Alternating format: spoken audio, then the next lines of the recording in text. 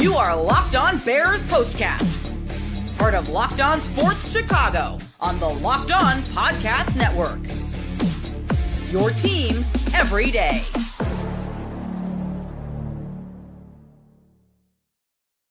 Welcome into the Locked On Bears Postcast here on the Locked On Sports Chicago YouTube channel. My name is Joe George, longtime Bears fan, and for the first time since 2018, the Bears defeat the Green Bay Packers 24-22 on a Cairo Santos game-winning field goal. Today's episode is brought to you by LinkedIn Jobs. LinkedIn Jobs helps you find the qualified candidates you want to talk to faster. Post your job for free at linkedin.com/LockedOnNFL. Terms and conditions apply. So on today's show, we're going to talk about the game itself, how the Bears got the victory, how they nearly lost it again. Very Bearsy game, a lot of this. Some special teams, some defense, some offensive miscues that happened throughout the game. This really was the Bears season 101 in a game. Difference being, this time when they went up for a game-winning field goal, it didn't get blocked. And Cairo Santos actually gets it through the upright, and the Bears defeat the Green Bay Packers. So we'll talk about the game. We'll talk about what we learned this season from Caleb Williams, from the Bears, and just the fact that, thankfully, the offseason is here. And part of that, thankfully, now is at least it's not an 11-game losing streak that the season ends on. So, we're not going into the offseason with the most sour taste in our mouth. This has been a long season for Bears fans. This has been a tough year. To have all the hype, all the, predictions that people were making, to have a 10-game losing streak, to be 4-2 to 4-12, to end at 5-12. It's been a long year for all of us as Bears fans. It's been a tough year. It's not been a one that I think we will look back on fondly. But at least today, they beat the Packers. And that does mean something to us, right? It's the first time since 2018. The Packers had won 11 straight games against the Bears. So finally, they get one. And it's the exact same way it basically ends the last time.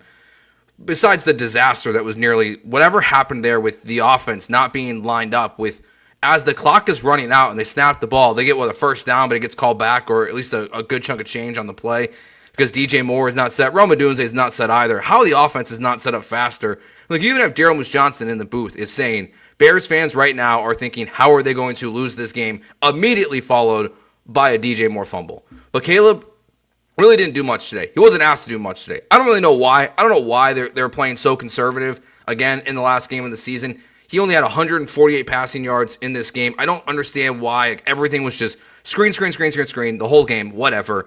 But in the end, he hits DJ Moore for the big completion. They get into field goal position. They spike it. They get the field goal. They get the win. And look, a lot of things happen in this game that are fun, that are strange. They did not score a touchdown on the opening drive. So they went 0 for 17 this year on touchdowns on the opening drive. 11 of the 17 opening drives this year were 3-and-outs, and they had 6 points total.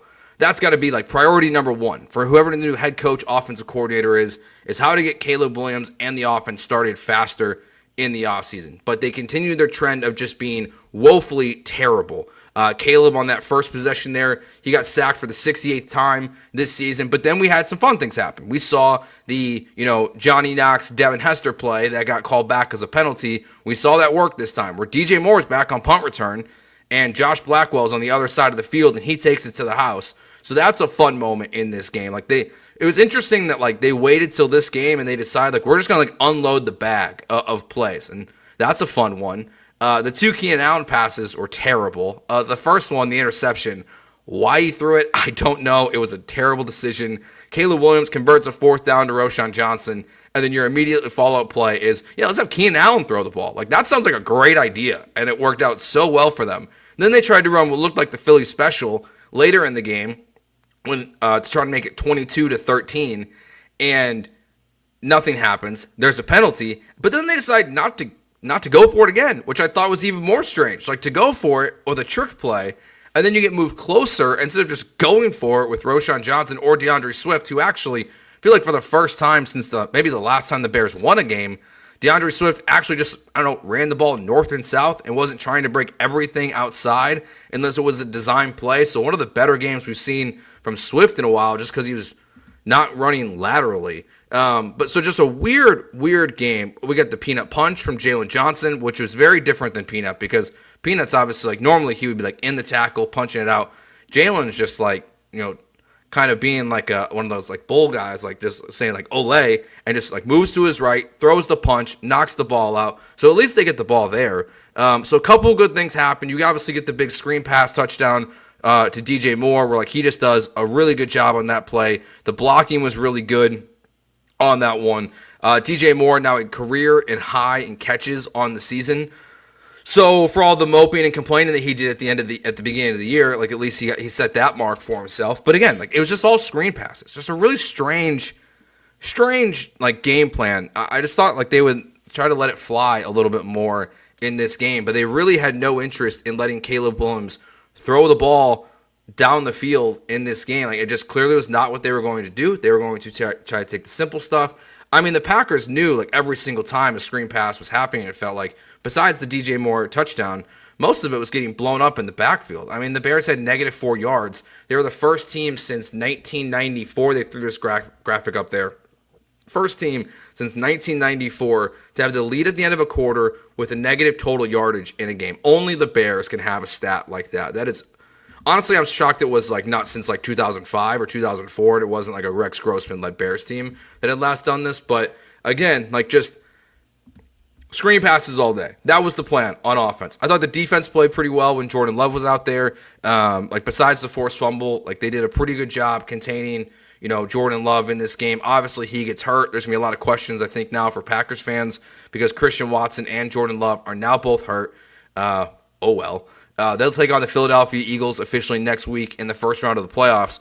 But I thought the Bears' defense was good. Like we saw Tremaine Edmonds make some plays today. Tyreek Stevenson had a couple as well that were like really positive. He had the big hit that he was obviously very excited about and then had a good defensive play at corner. Did get beat like later on in the game, but I thought he was fine in this game. We saw Kevin Byard get the big hit on Malik Willis to force the fumble. So the defense and the special teams, like again, like this kind of reminded me a little bit of, like the Titans game, where the offense was, I guess, better in this game than in that one. But like this was like very reminiscent of like the first couple weeks of the Bears season, it felt like, where your defense and special teams is carrying you and they're holding up their own and the offense made just enough plays when they needed to, whether it's a screen pass to DJ Moore or the big pass to DJ there right before the game-winning field goal. The Bears did enough to win this game, and I'm glad they did for a bunch of reasons. I hate losing to the Packers. I'm tired of losing it. Like I said, 11 straight games, the Bears had lost to the Packers. So even though Jordan Love misses most of this game, the Packers are trying to win it. They're trying to get the 6th seed, which they now are not, which I don't know why. Like I guess they don't want to play Philly is what their reasoning was behind that. Play the Rams, I guess is what they were hoping for.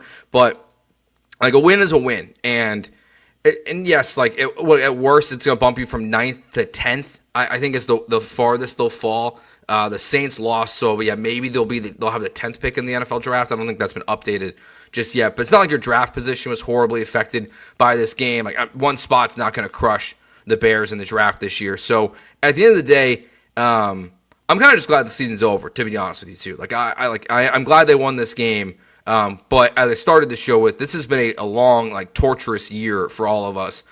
Just thinking of what it could have been with Caleb Williams. We all kind of thought the Bears were going to be in position of what the Washington Commanders were, but instead you've had 3 offensive coordinators. You've fired your head coach, and your new defensive coordinator for the most part. He was pretty terrible once Matt Eberflus took over, and the defense took a big step back. And Caleb didn't really some of the box score numbers look really nice, but I think we all know what we saw from him this year. We're going to talk about that a little bit next, because what we learned from this season, I think the fact that they won this game, it shows me that this team continued to somehow not totally quit on themselves, after all the terrible losses that they have had this year. I think it does say something about Caleb and guys like DJ Moore and Keenan Allen on offense, and the defense. The fact that these guys kept battling when they could have just, really just given up weeks and weeks and weeks ago, rightfully so, with the way the season had gone. It just feels like they still were battling. So at least I appreciate that too, where Ryan Poles said, before the game in his interview, that this is largely the core that will be back. I expect there will be more changes than he's leading on today. But we'll talk about what we learned this season, because I think there's a lot about Caleb Williams, about this team, about this organization, stuff we already knew also, but that's just been kind of reinforced as well. So we'll talk more about, big picture, this win, what this season was for the Chicago Bears before we start to talk about a little bit of the offseason, because, well, the season's over. and they won a game against the Green Bay Packers, and it was awesome. But I think for all of us now, what we're thinking about is what's next. Who is the interview? Who's the first interview? Who is the head coach? All that stuff coming up here for the Chicago Bears. We'll do that next on the Locked On Sports Chicago YouTube channel on the Locked On Bears Postcast. Growing your small business in 2025 comes down to how well you can hire. And let's face it, better hires start with smarter insights. That's where LinkedIn comes in. With the strongest hiring data available, LinkedIn helps you identify the right candidates, giving you the confidence to make the best decisions for your business. I've used LinkedIn Jobs myself, and I can tell you it's a game changer when it comes to hiring the right fit. Small businesses are wearing a lot of hats, so every hire is crucial. LinkedIn gets that. That's why they connect you with the best candidates using data that will find you and that you won't find anywhere else. From unique skills and interests to the connections you share, LinkedIn helps you find the right person for the job. In fact, 72% of small businesses say LinkedIn has helped them find high-quality candidates. Hire smarter this year and find your next great hire on LinkedIn. Post your job for free at linkedin.com/lockedonnfl. That's linkedin.com/lockedonnfl to post your job for free. Terms and conditions apply. Today's show is also brought to you by Rocket Money. Did Rocket Money help you find any subscriptions you forgot about or that you were paying for twice? That's definitely happened to me. We've all been there. We've all had subscriptions that we're doubling up on accident. I had a few that I didn't even realize I was still paying for, and Rocket Money made it easy to track them all down. It's like having a personal assistant for your finances. Rocket Money has a personal finance app that helps you find and cancel your unwanted subscriptions, monitors your spending, and helps lower your bills so you can grow your savings. It brings everything together in one place. Whether it's subscriptions, your spending habits, or even the goals you want to hit this year, Rocket Money has over 5 million users and has saved a total of $500 million in canceled subscriptions, saving members up to $740 a year when using all the app's premium features. Cancel your unwanted subscriptions and reach your financial goals faster with Rocket Money. Go to rocketmoney.com/lockedon today. That's rocketmoney.com/lockedon. rocketmoney.com/lockedon. So the Bears win 24-22 over the Green Bay Packers. What did we learn this season about the Chicago Bears? Well, I think one of the things that we learned is that the more we want things to change, the more they stay the same. I do appreciate that now that the season's over, like looking back on it, even though it didn't have the effect we wanted, think back, like we'll start with the Shane Waldron fired, right? Shane Waldron gets fired. I think the offense immediately took a step forward with Thomas Brown for a couple games where him in the booth, it was working. Felt like they had figured some stuff out. And then they fired Matt Eberflus after the Thanksgiving Day disaster. And then really the offense took the big step backwards again. So the more things you want to change, the more they stay the same. The Bears were functionally broken. And they told us that. They told us that in the preseason. They told us that during Hard Knocks. The fact that I'll never get over this until Caleb Williams actually figures it out and the Bears have something to show they can build off of. But I still think back to Hard Knocks where the season began, and then in the first episode, besides all the cheesy Chicago stuff that we knew we were going to get and the references to the 85 Bears, the one montage that felt like the longest was how much Caleb Williams was struggling in training camp. And that should have been a huge red flag, I think, to all of us, that the Bears, who will not allow the players, coaches, front office, whoever's on the screen swear during Hard Knocks, they will allow a montage showing you how much Caleb was having a tough time. And then you get comments later on in the year, like last week when Ryan Poles is saying there was issues going back to training camp that we never addressed, that we never fixed, that we never, worked on. And it's well, duh, we should have realized that. We should have realized then how broken things would be. And the fact that you had to fire Shane Waldron halfway into the season, and you had to fire, Matt Eberflus, the first coach ever fired in the Bears franchise history mid-season. I'm glad they did both those things. It at least showed me that I think that the Bears ownership does care, which is something that I think a lot of us question frequently, is about, do you care about winning or do you care about looking your best? And at least for those moments, it was, it seems like they cared, or at least they knew the players were going to revolt. And maybe that's the only reason why Matt Eberflus got fired, that the confrontation that happened with him and Jalen Johnson after that last game when he was the head coach of the team, that was the final straw. And maybe that's the only reason why it happened. But that's one thing from this season we learned, that at least they're showing they can change their stripes a little bit. I appreciate that. The other things we learned this season, Caleb Williams.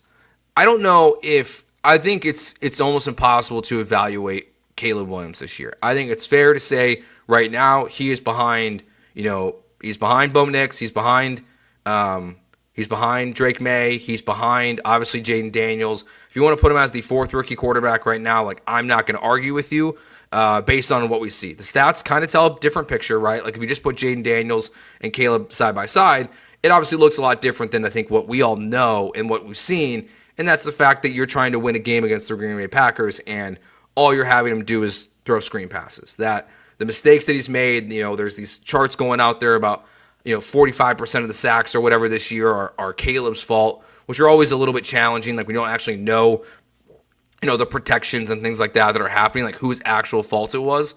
But overall, Caleb was underwhelming this year.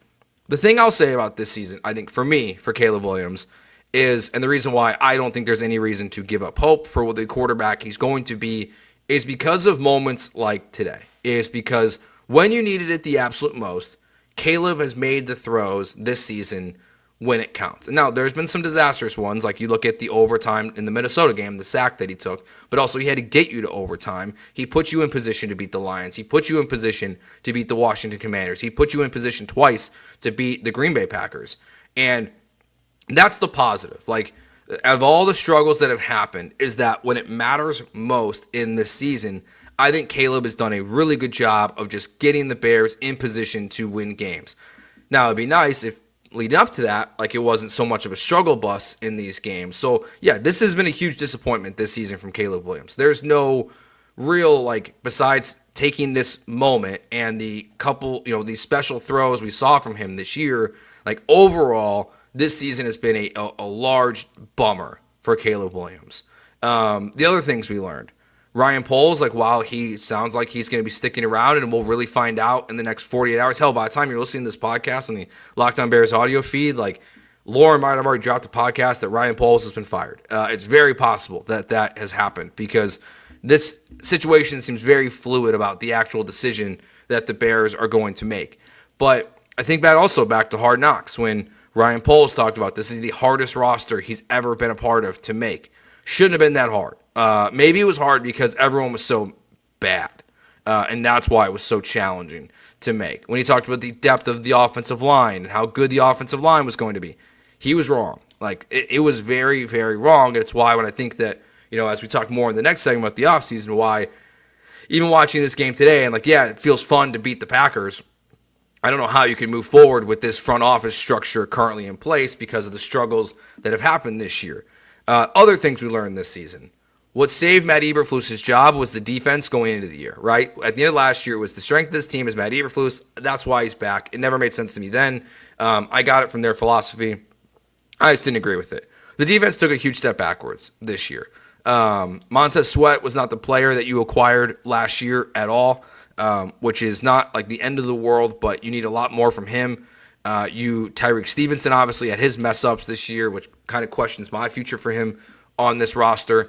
You have to really, I think, look at Tremaine Edmonds. And unfortunately, one of the worst parts of this season that I think is not being discussed enough is honestly the really sad reality that you probably have to get a new safety.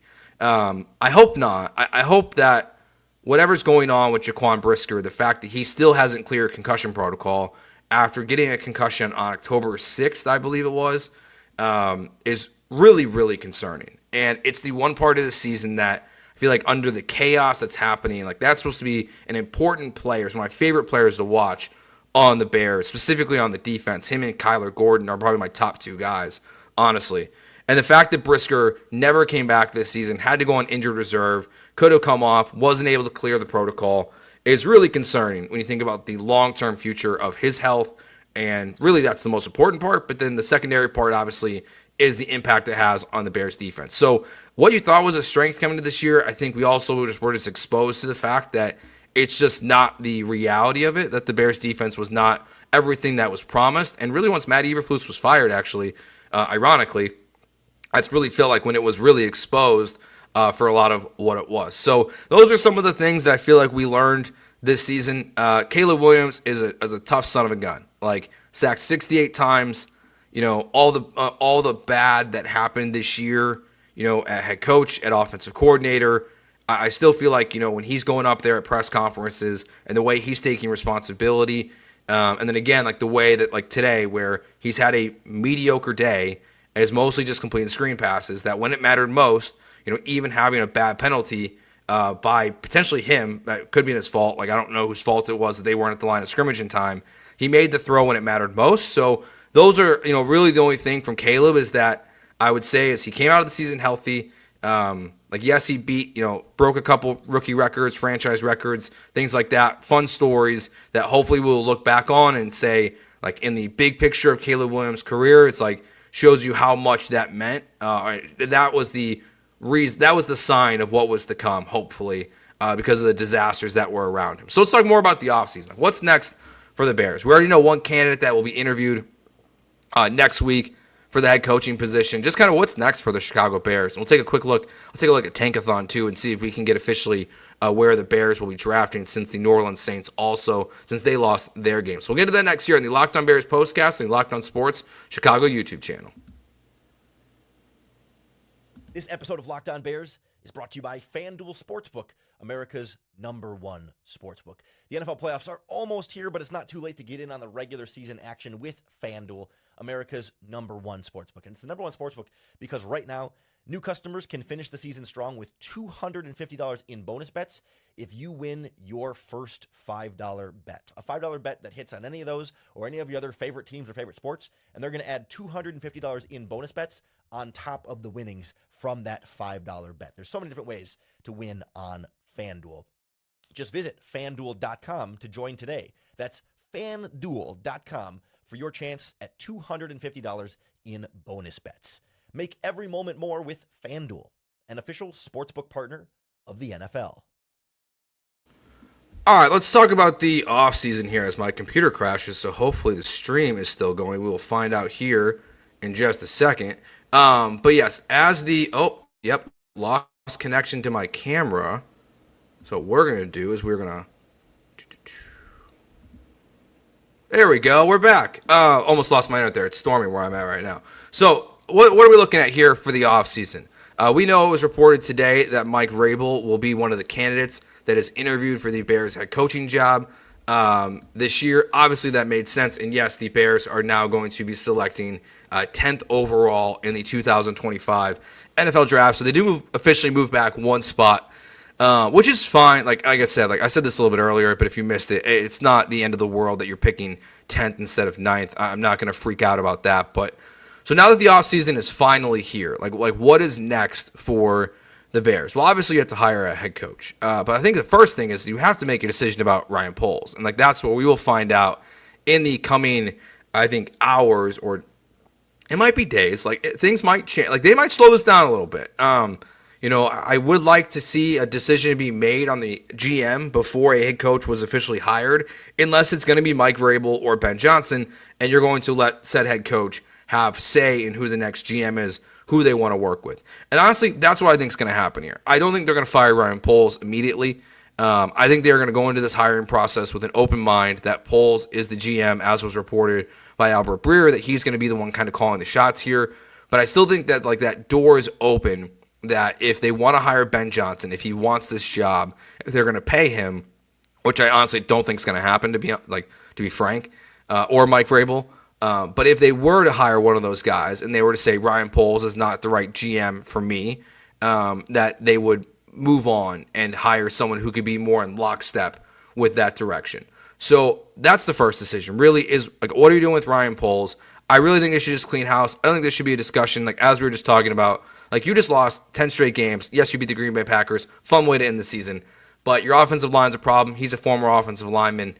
You added a bunch of skill players that really didn't do much for you this year. Swift was fine in moments. Keenan Allen was fine in moments. I'm even fine with Keenan Allen being back. Your defense took a huge step backwards.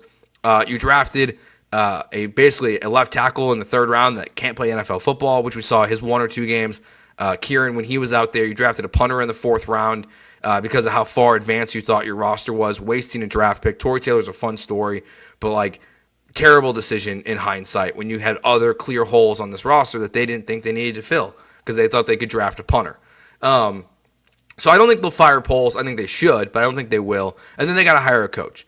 My guess is that if they're in the Ben Johnson sweepstakes, we'll be waiting a little bit. Now, there's a chance that by the time that you're listening to this podcast on Monday morning, that we know the Lions are potentially playing in the first round of the playoffs this coming weekend as we're doing it live. We don't know that because we got to wait for the Lions and Vikings game to play out. But it's possible still like that Ben Johnson could go to a Super Bowl this year, and you're going to be waiting to interview him really be able to make that decision process until after February 9th. So that's a month away plus from really when you could potentially hire Ben Johnson. And part of my concern with the Bears is that the more the Lions are in the playoffs, the more unlikely I think it is that he actually would be the head coach, because I just don't think they want to wait. And it's also challenging when he keeps pulling out of coaching searches like he's in the last 2 years, that if you wait and miss your man, you're going to be kind of stuck with your pants around your ankles, potentially on February 10th. And that would be highly concerning. And then really the question will be, like, no matter what, the most important thing, though, GM, head coach, all of it needs to be focused on Caleb Williams. Like, that's the only thing that matters this offseason. Is Caleb said it himself, like, he did not do enough this year. His footwork was terrible this year, and like he needs to fix himself this offseason. He needs to, that conversation he had with Tom Brady a couple weeks ago, like he needs to talk to Tom and say, hey, who's your quarterback coach? How do I work with him, and how do you fix me? Because he needs fixing. There's a lot of good from Caleb Williams, but there's just a lot that he needs to develop this year, and then whoever you hire as the head coach and potentially the OC, if you go defense, which if you read the recent reports, 4 of the Bears' top 6 candidates are defensive minded, which I don't love, but it just feels like that's the direction they're going to go at this point. And they need to make sure they hire someone as offensive coordinator that can set Caleb Williams up for success, because next year, I think when you talk about expectations as the season ends, you're a 5-win football team, back to 8 wins next year. That should be the expectation, the goal for a franchise. I'm just spitballing here. I would think you would logically say improve your win total by 2 or 3 wins would be the worst thing that you should do in next season with a new head coach, when supposedly the head coach the offensive coordinator was the biggest problem for this team. So we'll wait and see. But at least they won again. They won this last game. They beat the Packers, their first win since 2018. Caleb leads the game-winning drive. We had some good defensive performances. We had a good DeAndre Swift performance in this game. Overall, at least the season ends on a positive note, so we can have not such a sour taste in our mouth, not an 11-game losing streak headed into the season. As long as it doesn't result in Thomas Brown becoming the head coach of the Bears, I'm totally good with him winning this game. I'll be really sad that they won this game if they hire Thomas Brown as the head coach, on a total side note, which I don't think will happen. But so that will do it for us for this episode. Make sure you subscribe to the Locked On Bears YouTube channel. Lauren does great shows every day, putting up Bears content. We'll be we'll obviously be moving away from football for these post-game shows. We'll be back next season. This was the first postcast show I did this year in which they won, which is terrible. The first one I did was after the Washington game, I think it was. So we'll be back next season with hopefully a lot more Bears victories. But if you're watching, you're a Cubs fan, we'll be live after every Cubs game. We're live after every Bulls game. And we're live for the remainder of Notre Dame's football games in the college football playoffs. So that will do it for us. Make sure you hit that subscribe button. Thanks for watching with these postcast shows during the 2024-25 NFL season. We will talk to you next year, Bears fans. So for now, Bears, go Bears. Find Caleb Williams a head coach that can coach offense, and we'll talk to you later. Peace.